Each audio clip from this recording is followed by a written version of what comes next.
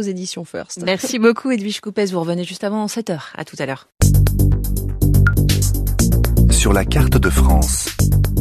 Depuis cette semaine, la métropole de Bordeaux a désigné officiellement l'entreprise privée Suez pour la collecte des déchets et le nettoyage des rues de l'hypercentre de la capitale girondine. Beaucoup de riverains se plaignent en effet sur les réseaux sociaux de la saleté dans les rues de Bordeaux. Donc 23 agents de l'entreprise privée sont sur le pied de guerre depuis lundi, 24 heures sur 24 et 7 jours sur 7. Et la métropole sera intransigeante avec... France Info. Ouvrez l'info. Il est 1h, Thibaut Cavaillès pour vous présenter ce flash. L'US Open, tout d'abord, Juan Martín del Potro en finale. Rafael Nadal vient d'abandonner sur blessure au genou. Il était mené 2-7-0 par l'Argentin. Del Potro qui retrouve donc la finale à Flushing Meadows, 9 ans après son unique sacre en Grand Chelem. L'autre demi-finale opposera d'ici quelques secondes, quelques minutes, Kei Nishikori à Novak Djokovic. On reste aux États-Unis où le rappeur Mac Miller a été retrouvé mort ce vendredi à son domicile de Californie. Vraisemblablement une overdose selon plusieurs médias américains. Mac Miller était l'interprète de titres tels My Favorite Part en duo avec son ancienne compagne Ariana Grande ou encore Donald Trump.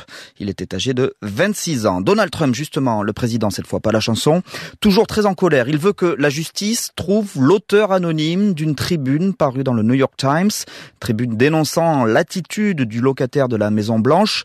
Barack Obama en profite pour accuser les républicains. L'ancien chef de l'État dénonce le silence du parti de Donald Trump face à ses dérives. Obama qui appelle également son clan, les démocrates, à se mobiliser pour les prochaines législatives.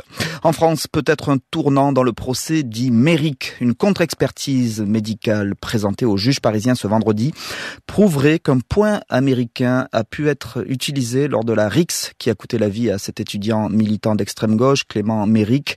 Une première autopsie avait réfuté cette hypothèse. Un homme abattu dans le 16e arrondissement de Marseille ce vendredi soir, tout près du commissariat de l'Estac. 4 hommes ont surgi devant leur victime qui fumait une chicha. 2 d'entre eux ont fait feu avec des armes automatiques.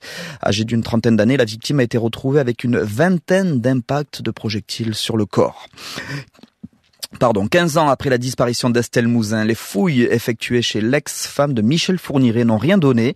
Fouilles à son domicile de Clairefontaine dans les Yvelines. La justice, une nouvelle fois, pensait faire un lien entre le tueur en série et la disparition de la jeune fille en 2003. Toujours pas d'accord entre pêcheurs français et britanniques. Ils étaient réunis ce vendredi soir à Paris pour évoquer le problème de la pêche à la coquille Saint-Jacques en baie de Seine. Selon le camp français, la situation reste bloquée. Les magasins Monoprix de Paris enjoints à fermé au plus tard à 21h. Décision de la Cour d'appel. Si elle n'est pas respectée, l'enseigne risque 30 000 € par infraction.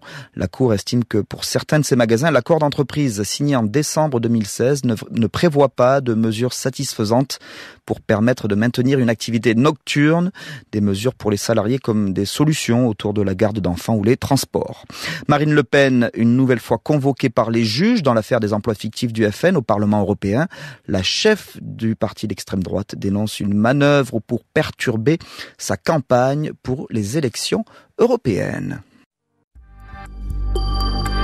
Minuit, 6h, c'est la nuit sur France Info. 20h, 21h, France Info, les informés, Jean-François Aquili. Et non, c'est Olivier de Lagarde, mais c'est comme ça. Bonsoir à tous. En tout cas, je suis très heureux de vous retrouver, même si je sais pertinemment ce que vous êtes en train de penser. Bon sang de bois, mais que c'est dur de rentrer après l'été. Oui, peut-être, mais j'ai 2 bonnes nouvelles à vous annoncer. La première, c'est que vous êtes probablement en week-end et que vous allez avoir 2 jours pour vous remettre de cette première semaine de travail éreintante. Et puis la deuxième, c'est qu'on vous a préparé, avec l'équipe des informés, un programme aux petits oignons, vous allez voir.